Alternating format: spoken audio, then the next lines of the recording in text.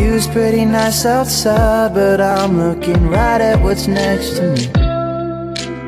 Right at what's next to me. 'Cause life's a little better with you. Can I get a little closer? Tell me what you're trying to do. I could be the one and only. It's forever, can you make so? Have you ever really noticed the sky is always looking blue? I begin to notice life's a little better with you. Life's a little better with you. Life's a little better with you. Welcome to Santa Barbara Talks with Josh Molina. It's my pleasure today to be here with an artist who you probably know about. You've been hearing his music, seeing him around town, and somebody who's near and dear to my heart, somebody who I met a few years ago at Santa Barbara City College. And it's just such a pleasure to watch him grow as a person and as an artist. And I'm really looking forward to this conversation. Neil Erickson, how are you doing today? I'm doing really well. Thanks, Neil. We met a few years ago, and I had the opportunity to get to know you a little bit, and it's been such an honor to watch your evolution. You play around town, you play wherever you can. You're from Santa Cruz. You've had some great opportunities to perform, and your music is really starting to sort of affect a lot of people in town. You're performing various gigs. You got some great songs, and I'm just looking forward to talking to you today about what it's like to be a young artist and how you do that, because it's so admirable, the work that you do, but I know it's not easy. So let's dive in and talk a little bit about you. I met you when you were at City College, and you were in my class, and you were taking journalism, and you kind of put that on hold and said, I want to pursue my music. And that is really impressive that you would have enough confidence in yourself to say, I'm going to do that. So let's start there. Let's talk about Neil Erickson, and what did you do to sort of say, hey, I'm going to follow my dreams and I'm going to see if I can make this work. Talk to me about that. Well, I've always been a hard worker at the things that I love to do, so growing up, if it was Legos, right, I'd spend hours and hours on Legos. If in school, if I was super interested on, an essay or something, I would, put hours into the essay and really love it. Whereas, if I'm doing a math equation, things like that, I would, shrug it off and really not do it. So I really like to put work into the things that I love to do. And so when I went to City College, I wasn't actually sure what I wanted to do, but I was interested in journalism. And I actually did fall in love with journalism. I really liked journalism at CC. It was like the one class that I had at CC that was like Legos for me, like really wanting to put hours into it and work. And it was great. And I was determined to do journalism, do sports journalism, because I'm really into sports as well. I was doing that, and I applied to Cal Poly, and you gave me an amazing letter of rec, which I believe was one of the reasons that I ended up getting into Cal Poly. But I got in on the wait list, and it was during the summer of COVID that had first happened. And after doing 2 years at City College, I didn't want to do 2 years of a 4-year online, because I just didn't like the semester that I had, the experience there. Just wasn't, it wasn't for me. It was too much of do it yourself and not enough scheduling, and it didn't work out for me. And so I decided to take a break and do something that had always been, a part of me, which was music. And I had been writing songs and playing guitar still through those 2 years at City College and through high school, but I wasn't taking it seriously at all. And then I actually had COVID, and I had my dad send me a laptop so I could use Logic and produce on my computer. and I was trapped inside for 10 days, you know, and instead of playing video games or, you know, zoning out and watching Netflix and stuff like that, I just every day, like, just woke up and recorded and made something. And those demos were terrible. I mean, they were really bad. They weren't good, but I fell in love with the process of it and learning how to do it. And then I think I just randomly texted my friend to see if I could play a gig at Foxtail, and she said yeah, and I didn't even know I was getting paid.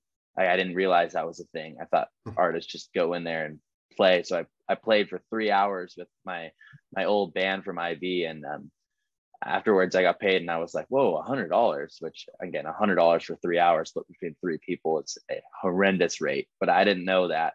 And I was just so stoked to be getting paid and get free food. And from there, I just started booking more gigs. I don't know, it just happened. I started doing it solo. I started doing it with a band. I started, you know, meeting more and more musicians who were talented, and then I just fell in love with the process, and started, you know, making money and being able to you know, support myself in Santa Barbara, which was huge. And then me sort of realizing that in the back of my head, I'd always been like, oh, you can't really make a living from music. You have to be the best of the best.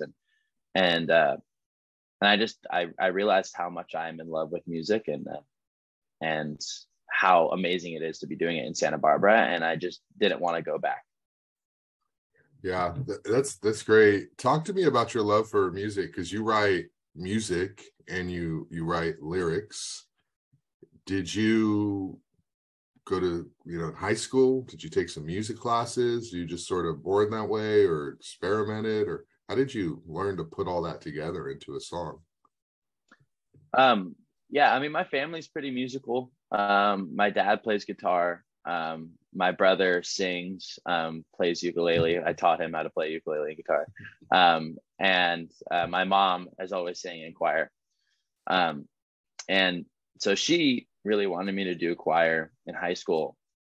So I actually ended up going to a high school that was 20 minutes away from my local high school. So I had to commute there every day. But they had a choir. And so I wasn't even interested in choir. You know, I was interested in Jason Mraz and John Mayer, but none of that stuff. And so I went there and started taking choir, and I actually really liked it.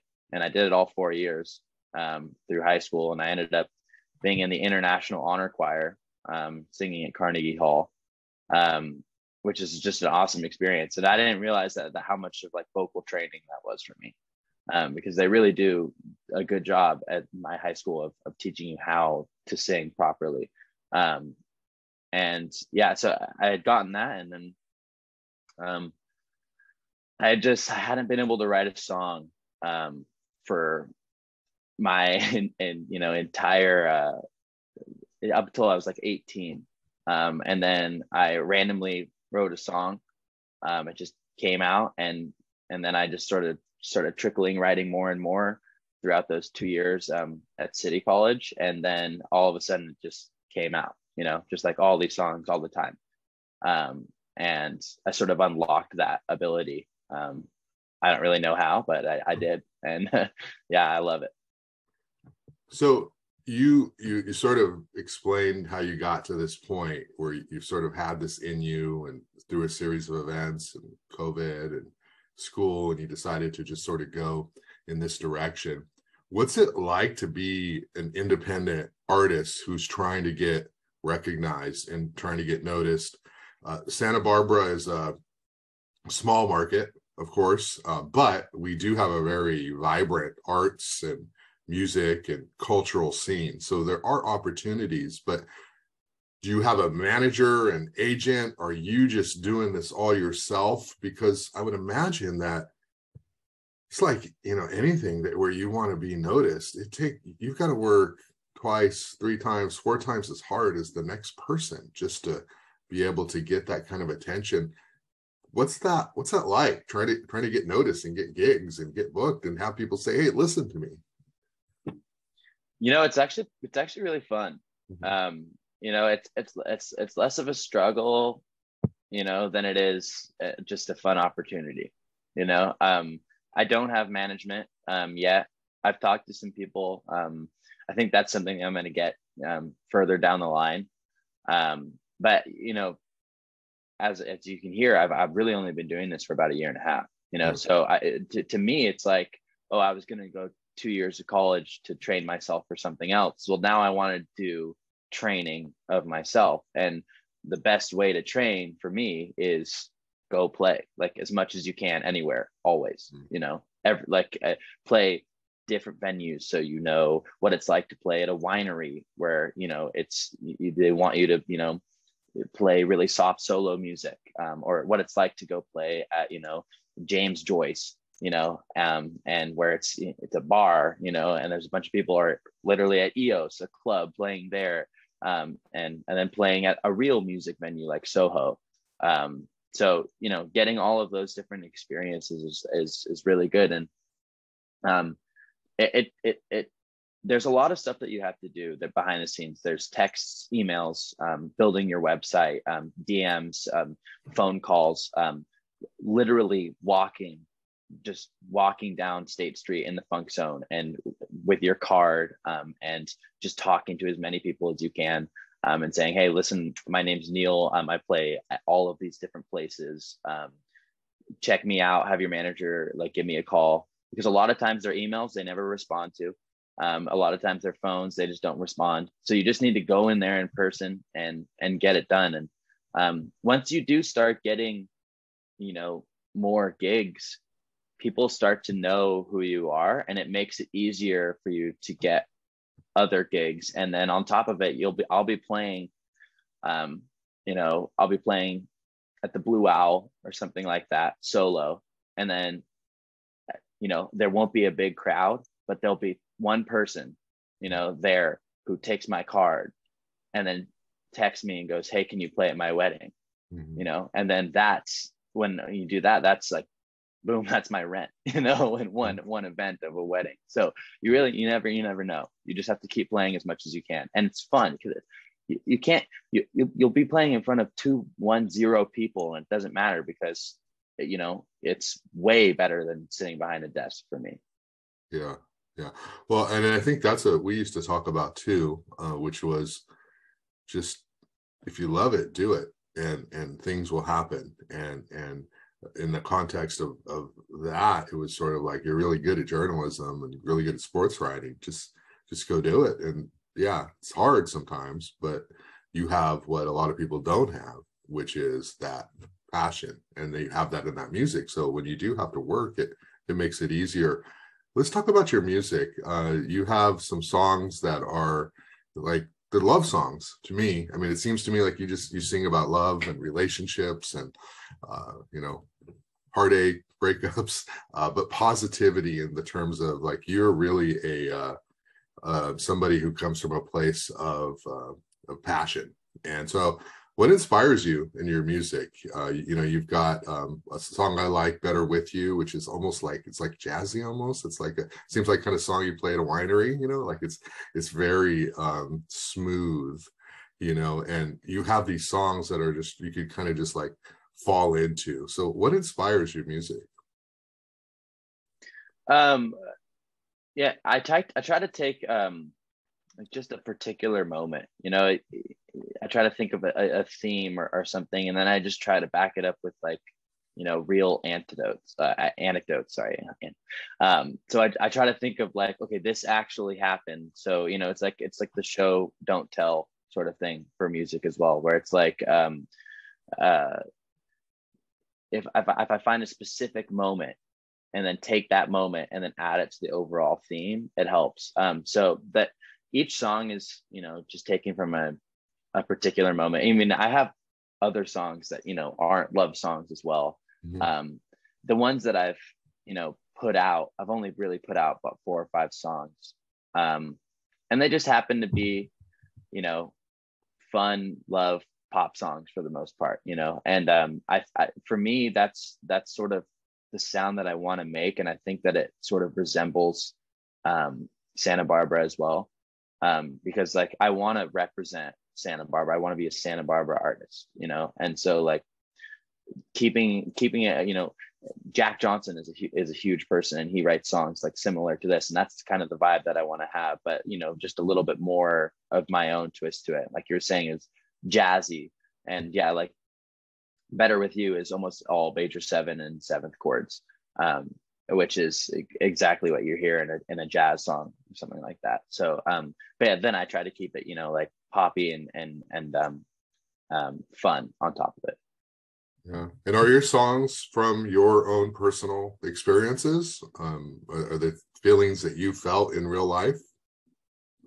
Yeah, for the most part, they are. There's always some artistic leeway that you have to take. I mean, you know, there's always, it's like, oh, how do I rhyme this with like a particular, you know, specific thing that happened?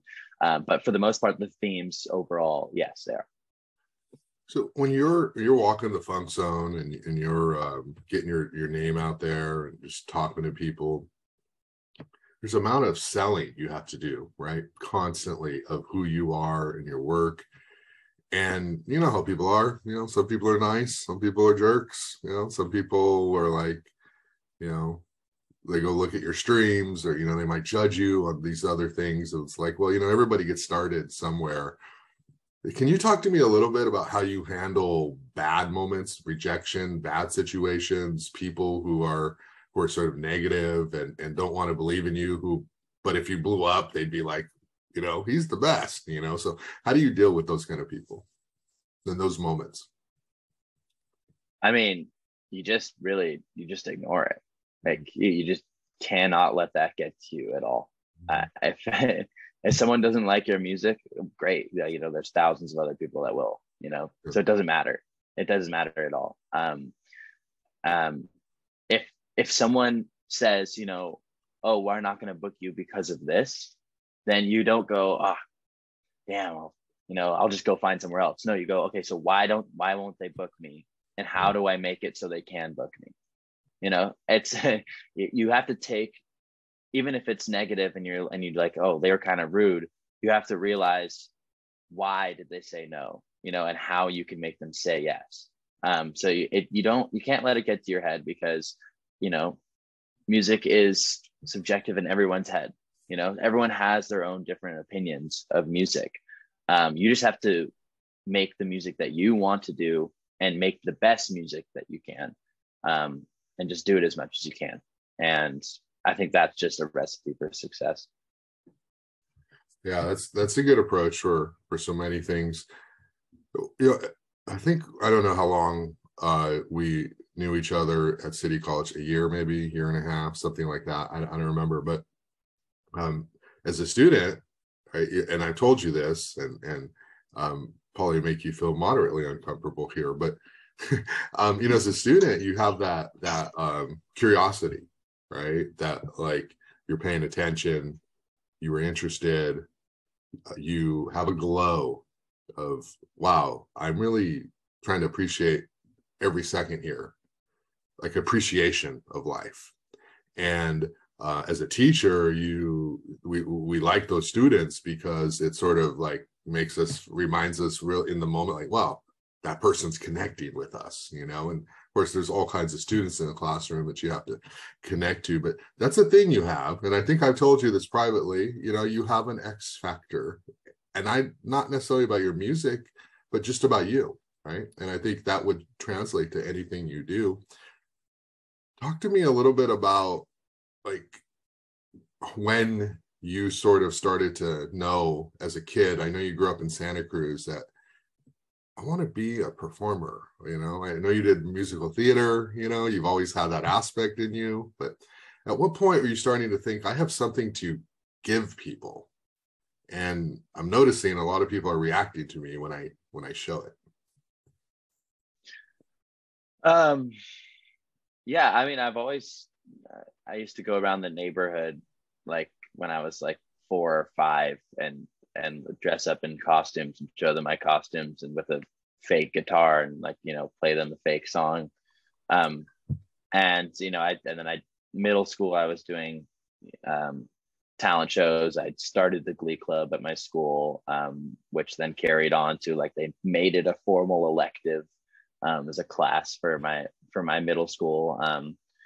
And I think those were the days where I was really showing my performance side of things. And then I think in high school, I went from this really small private school community where I was really shining and, you know, taking control and performing and stuff like that, to going into high school and sort of just, you know, going through high school and, you know, playing basketball too, focusing on basketball and then doing choir on the side. But I really wasn't doing anything music wise for a while. And so that performance side of me didn't really come out for a while, and it kind of just hid down. And then I think music just sort of rejuvenated that recently, and just going back out into crowds. I mean, I love, you know, talking to a crowd, and I love being in front of the mic. Yeah, but I think it was sort of suffocated there for a while. Now I've sort of realized it again. And what role were your parents? Were they pushing you to, Neil, go be a star, go be a performer, go do music? Were they telling you to be go get a degree and earn $200,000 a year? What were they like in terms of how they influenced you? My parents have always been extremely music heavy for me. I mean, like things that they would always ask for was for their, like, you know, birthday, Father's Day, Mother's Day, Christmas, was record a song, you know, and record it with your brother, you know, and like give us the song if that's what we want. So they're very supportive in that way. I think when I was like, hey, I want to, you know, just do music and not do school, I think that they weren't surprised. You know, I think they knew that was coming, but I think there's still a part of, I think less my dad, but more my mom of my kid's not going to graduate college, you know, type of thing. Everyone in my family's graduated college, and sort of worried about that. But at the same time, both of them, you know, extremely supportive. I think now that they're seeing more growth, they're you know, realizing even more that this is definitely, you know, my career path. My dad has said to me, which has been amazing, is just saying that, you know, like, I'd rather put money into your gear, you know, he's helped me buy music gear that I've needed, than, you know, put you through college, spend the money on college if you're choosing the thing that you want to do compared to the thing that you kind of want to do. Yeah. So he's very supportive in that way. And the thing for me, originally for me, was with them, the deal was they pay my rent, they pay my food, as long as I'm in school. So when I was not in school, it was like, okay, you're on your own.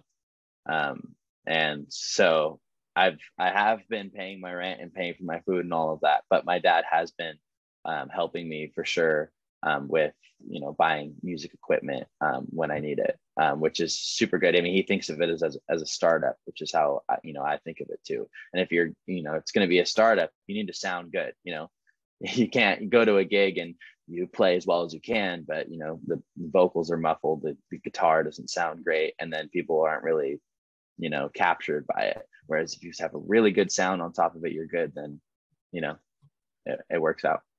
All right.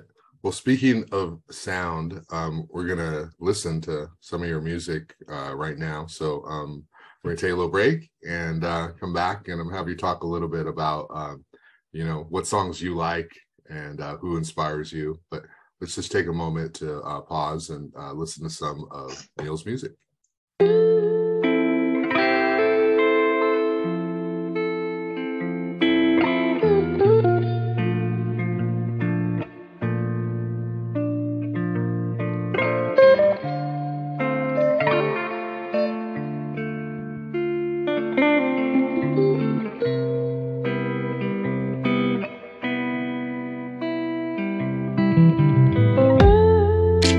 Drove with the windows down, me in the passenger seat. The view's pretty nice outside, but I'm looking right at what's next to me. Right at what's next to me. 'Cause life's a little better with you. Can I get a little closer? Tell me what you're trying to do. I could be your one and only. It's forever, can you make so? Have you ever really noticed the sky is always looking blue? I begin to notice life's a little better with you. Life's a little better with you. Life's a little better with you. Life's a little better with you. Life's a little better with you. I dream so much clearer now that I have you next to me. Visions in the mirror, it's the only thing I wanna see. It feels so right being in your light. I'll always be sitting in the passenger seat. Life's a little better with you. Tell me what I have to do just to keep me next to you. You would only have to be a little piece of part of me. I wanna be there for your dreams. Honestly, I'm finding that the world is spinning half as fast. Half as fast. I wish the time would never pass. 'Cause life's a little better with you. Can I get a little closer? Tell me what you're trying to do. I could be your one and only. It's forever, can you make so? Have you ever really noticed the sky is always looking blue? I begin to notice life's a little better with you. Life's a little better with you. Life's a little better with you. Life's a little better with you. You see that life is. Life's a little better with you. She's gay, guys.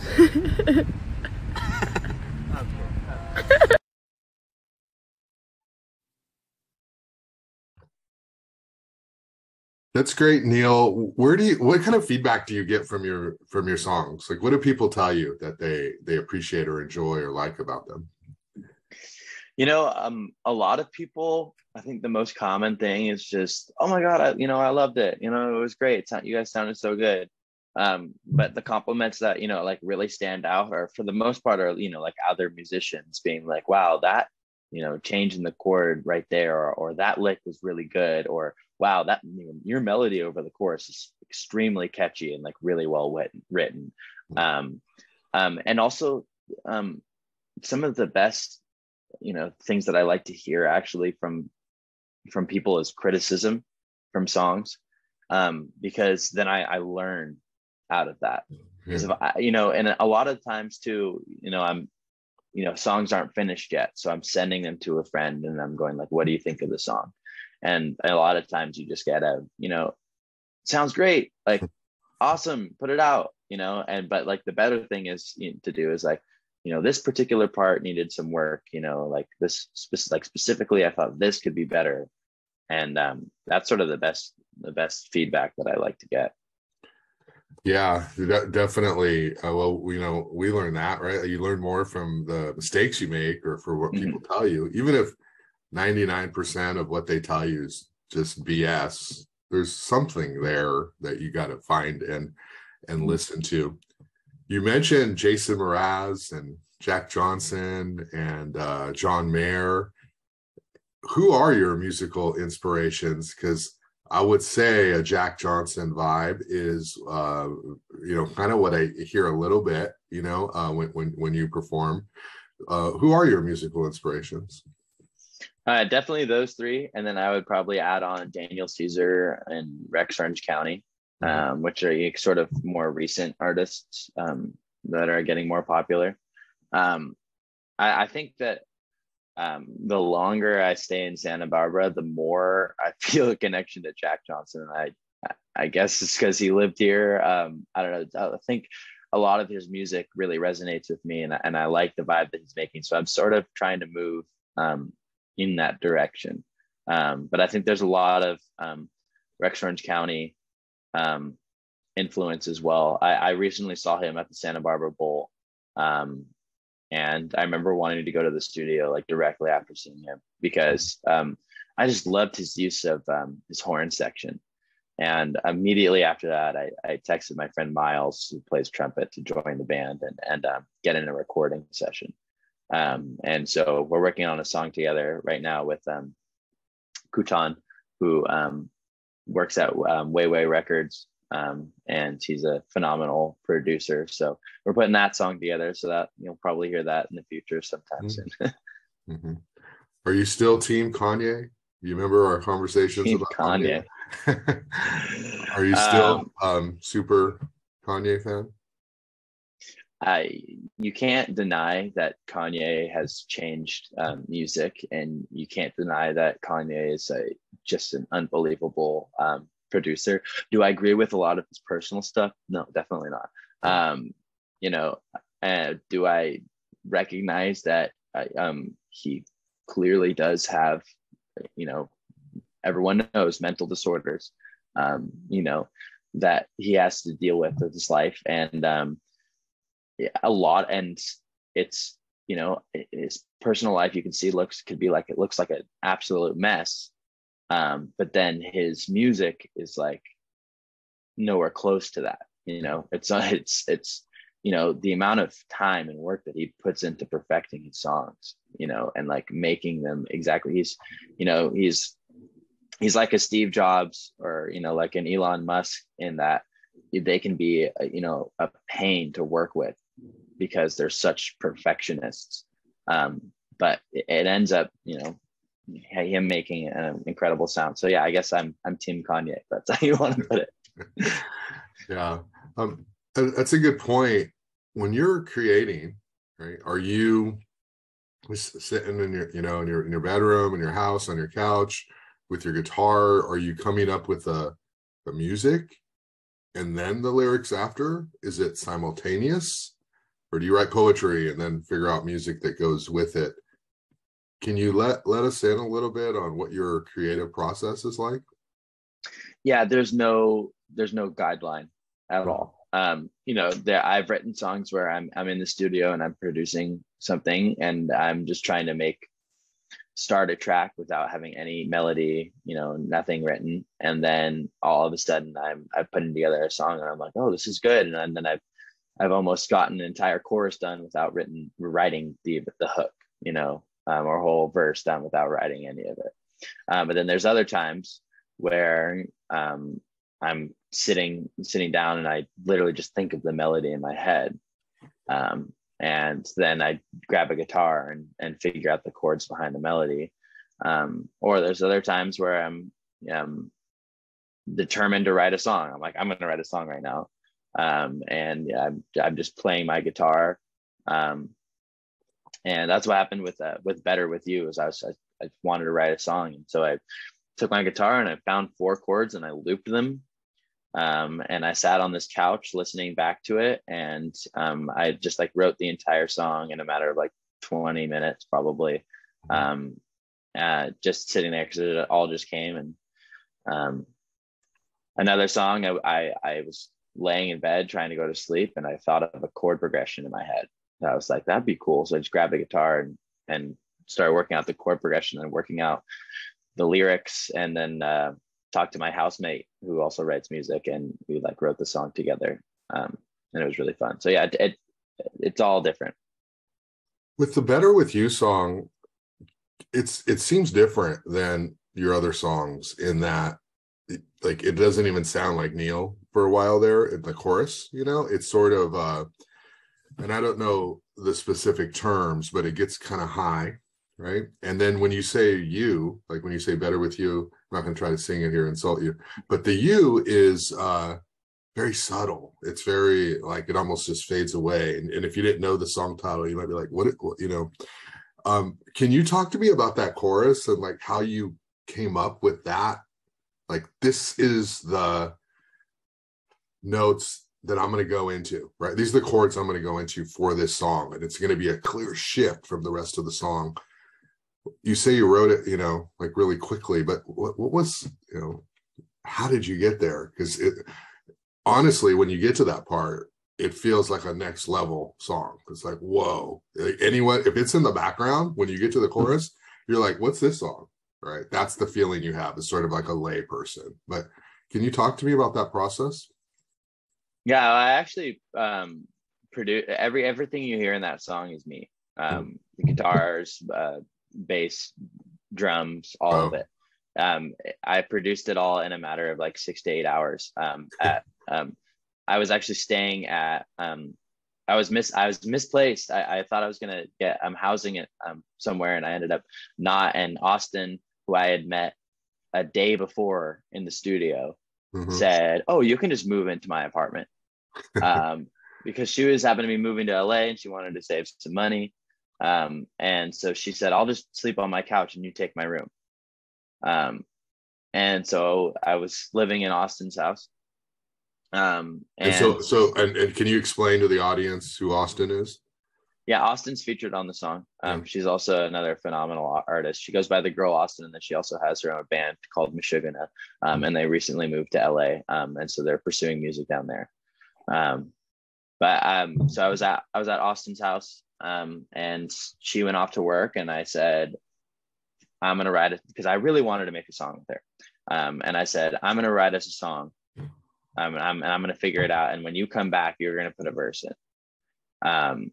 And sure enough, it happened, and I sat down and I did it.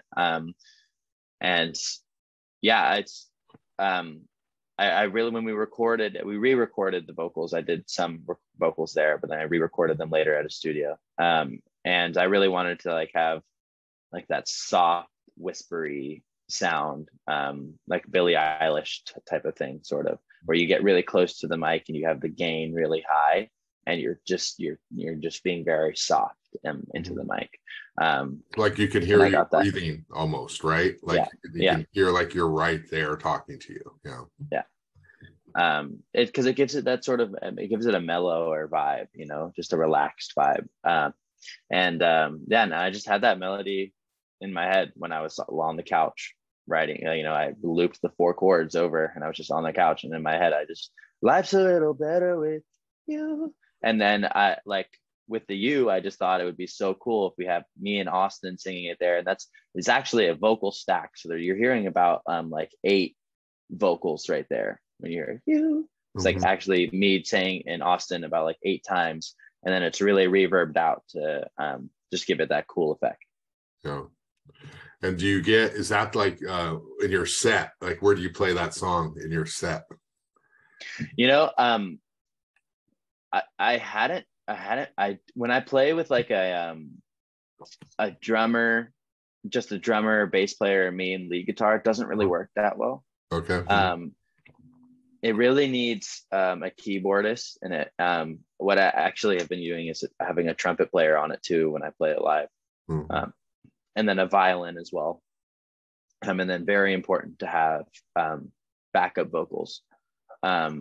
So the song I don't usually play all the time, but when I have like that full 8-piece band like I had recently at SOHO, it's one of my favorite songs to play, because when you have another female vocalist hitting that it fits and it sounds right in the song. Whereas if it's just me singing it and then going to that high note, it sounds a little weird when I'm playing it live, when it doesn't have that the keys and everything in the back.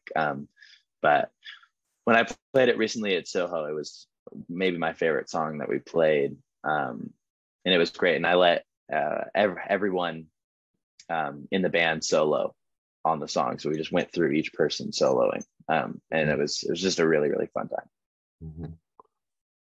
What's when you're on stage and you're hearing the applause and the energy in the room and the accolades and just being able to share that space with other musicians you respect, knowing you've been doing this for a year and a half, and 2.5 years ago you were trying to get someone to call you back for a news story or something, like, and you ever like just like pause and go in slow motion in your head, be like, what am I doing? Like, does that happen to you? I don't think that happens to me. I think what does happen to me is it's a oh my God, I need to be doing this. I need to be doing this. Like, I need to do this. And then all of a sudden I have that second of just like, whoa, calm down, dude. You've been doing it for a year. Mm-hmm.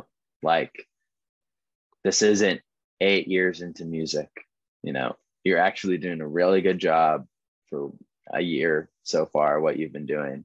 And you've shown an incredible amount of progress. At least in my head, my voice now compared to a year ago is drastic. The difference is huge. So yeah, there's I don't really have that moment of like, oh, what the hell am I doing? It's more of like a slow down, dude. Like, you're doing good. Well, yeah, I mean, I guess what I mean is that moment where you're like, wow, I can't believe I'm doing this. This is so much fun. And yeah, and this just sort of happened out of nowhere. And I could be doing a million other things, but I'm here. I mean, that must be pretty a great feeling to have that. Yeah, it's crazy. Sometimes I think about how like, if the pandemic didn't happen, I would probably just be at Cal Poly right now, like just studying journalism. Like, my life would be completely different. Yeah. So yeah, a lot of people, the pandemic changed their life for the worse. Like specifically low income minorities, which is terrible. But I just got extremely lucky that the pandemic really changed my life for the better. Yeah. We talk a little bit about social, emotional sort of health. I know it's hard for everybody. It's hard for young people. We're living in this social media era where everybody's judging everybody all the time for all kinds of things. And most people just put on social media like the positive, good stuff. And, everybody sort of has their public thoughts. Amazing, great. And then privately, the pandemic hit, and here you are trying to be creative and an artist. And we've had some of these, conversations in the past privately, but what advice can you give or share to anyone out there in terms of how do you keep going when it's just a bad day? Your state of mind is not there, and you need to maybe just sort of, check out for a little bit. And this is what we look to in music too, right? Like, we want to escape our lives and like hear something that makes us feel empowered. How do you get through those moments of, I just don't want to do anything today? And what advice do you have to young people, no matter whether they're artists or whatever they are, and how do you stay strong in the face of adversity? I'd say the first thing is, are you doing something that you love? Like, are you doing something that you want to do? And if that's the case, then you're gonna want to work hard on it. And at least that's for me. So if you want to work hard on it, then that's step one. Get there. But 100%, you're gonna have those mental health days. And I think it's extremely important to have days where you do absolutely nothing. I think that's so important. And I have those days. I'll go, like for example, this weekend, I did 5 hours of music on Friday. And then yesterday I worked a shift from 11 to 5.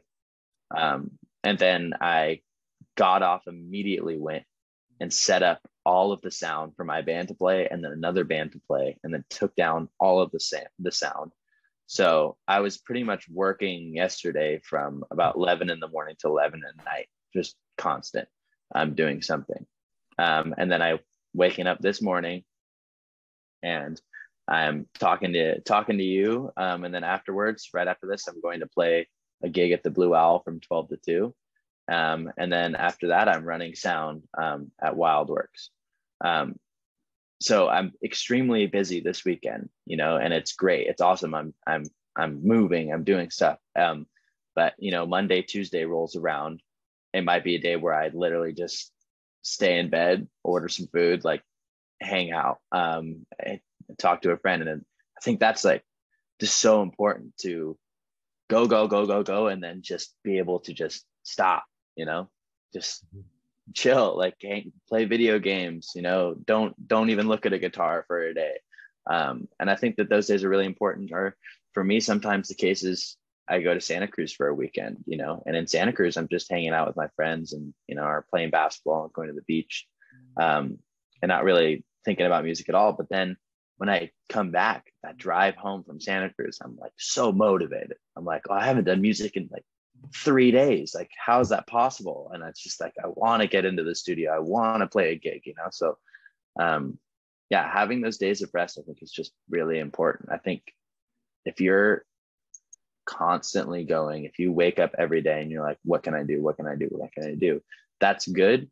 But it can't be 7 days of the week, you know, it's gotta be, you know, 5 or 6 days at most, you know? Yeah. So that's my advice. You know, you're a really good journalist, you know, and you were a sports editor, and your connection with your sources came through. And I guess the thing always with you is that you're always reliable. Like, you're always there. Your stuff you always showed up, and that shows a work ethic. Do you ever miss, or is there anything you miss about journalism? Do you ever like read a story and be like, oh, that's really cool, like I want to do that? Or I mean, is there anything part of that you miss? Definitely. I mean, I still follow the NBA like really heavily, you know, and I still have a subscription to The Athletic. You know, I still read Marcus Thompson's, you know, columns all the time. And he did it recently, like in the past month, like a column, or not a column, but a whole article analyzing all of Steph Curry's threes in his career. They did insane amount of data to do that. And I was reading that being like, this is amazing work. Like, this would have been so fun to work on, and to do this and then put it out. And yeah, so I miss that. But I think the thing that I miss about journalism actually the most is like just like the class, like the community of like, I just miss City College was great. Like, I loved being at City College. You know, I didn't like high school that much. I didn't like middle school that much, with like the schooling and stuff like that. But like City College, just like almost all of my classes were great, you know, and journalism specifically was the best for me. Like, it was just the most fun to be in that class and community of, you know, a bunch of different people. And a lot of times you can feel like, you know, alone as a musician, like you're a lone wolf trying to get it done. Whereas when you're, you know, in a part of the channels or something like that, it's like you are part of a family and a team, you know? And so that's another thing that I miss too, is having that. But, you know, I do have my musicians and other people as my family and team now too. Yeah. And there's a certain amount, especially for someone like you, who, when you're a journalist, you have your network and your connection, but you're also behind the scenes, right? Like, your job is to not be part of the story. Your job is to shine a light on topics and issues, or you know, events and games or whatever it is. Your job is to sort of take people there. And with you, right, you are comfortable in both roles. Like, you're comfortable being that person, but you're also comfortable being the one that people are talking about. So, you know, I feel like that happens sometimes, is that you go through journalism and you're just like, you know, I want to be the one, I have the stuff that I can contribute. I want to be the one who's part of the other side of the conversation. And I think that's the case with you, you know, but that's why journalists become columnists. That's why they become Marcus Thompsons. Like, you can actually be, you know, the celebrity and still be the journalist. It just, you know, as you know, it takes time. You know, Marcus Thompson didn't start out writing these fantastic columns. You got to put in the work beforehand. But I think that the good thing about you is you could probably always be doing journalism too, you know, whenever you can carve out a little bit of time on the side. You know, you could write about music, you can write about sports, and people don't know also, like, you're a pretty good basketball player, right? You're a pretty good baseball player. You're kind of a not baseball. I can't play baseball. I can't play baseball. I can play basketball. Not the best. But I can play some basketball. What are you, and like, I love 6'2"? playing. Yeah. 6'2"? Yeah. So that gets you at least in the conversation. Didn't you have a baseball injury up here, or was that just playing catch with your family? No, you're right about that. Yeah, definitely. I played baseball in like first grade, and someone was at a camp, and a middle schooler threw the ball directly at my nose and broke my nose. Like, I was first grade. And then I broke it 2 times afterwards, because once you break your nose once, you can like re-break it really easily. Random. So I broke it mountain biking and then playing basketball. Yeah. Have you met Jack Johnson? No, I haven't met him. I want to meet him. I think I'm going to. I see that in my future in the next year of meeting him. Right. I mean, I want to play at the Bowl. Like, that's what I want to do. I want to open for him, and I think that's going to happen at some point. I really do. I've got that in my head. I'm envisioning it. Yeah, you're saying it out loud. That's how you have to make things happen, right? You can't keep you gotta, and that's a good way to sort of wrap up here, Neil. What are your goals? Where are you headed? You know, we talked about, at the end of the day, you've been doing this for 1.5 years, and you've had so much success. And how do you measure success? It's by being able to do what you love and have it be able to support you. And you talked about that, and people being able to give you feedback, and that's success. Okay. But what is your goal? Do you want to, is this the Santa Barbara life that you want to have? We know that there are bands who do that, right? And that's just, they've been here a long time, and that's what they do. What are your dreams? What are you hoping for as you pursue this career? There's a lot. I feel like Santa Barbara is a bubble of musicians that is about to burst. I really do feel like that. I have met an incredible amount of talented musicians. It's actually unreal how many good musicians and how many people are passionate about it in Santa Barbara. There is a lot. And I think that Santa Barbara is going to become the new place, one of the new places. You know, I think LA already has it. And it's like, everyone's like, I need to go to LA to make music. And I don't want to do that. I don't want to live in LA. I want to live in Santa Barbara and, you know, and make music here and make the best music that I possibly can. And I think that I can, you know, the biggest thing for me is, can I make music, you know, do what I love, and, you know, support myself? And I think that question has been answered for me. Yes, I can do it already. I can do it. And if I really want to, you know, if I can't, you know, make it big, right, I can play weddings, I can play wineries, I can play things like that, and support myself and support a family if I wanted to. But the overarching goal that I want to do is 2 things. It's 1, make the best music that I possibly can. That's the biggest thing. Just make the best music that you can. Like, that's what I want to do. And 2, I want to tour. You know, there's so much of the US that I haven't seen, that I've read about and heard about, and, you know, in the news or internationally. That's the biggest goal, would be doing that. But that's way harder. But you know, I want to travel and be able to support myself traveling the entire time, and play music to people who want to hear it. You know, that's like, if I can go to Texas, I've never been to Texas, you know, or like Tennessee, you know, like different places just that I've never been, and get to play my music and people show up for that. I mean, that's like, I just want that really badly. You know, I really want to do that. But I want to be based in Santa Barbara. I don't want to, for a while there, I was thinking at some point I need to go to LA. And now recently I've sort of been like, no, I don't need to go to LA, you know, with social media now, you know, and the amount of gigs that I'm getting here, it's like, this is the place that I should be. And I think I've realized that. Maybe something will change in the future, you know, maybe I have a calling back to to journalism at some point, and I go, hey, maybe I do want to go to Cal Poly. But you know, I don't think that will happen. But because those two goals in my head just sound amazing. You know, creating the best music that I can, and then playing it for a bunch of people around the U.S.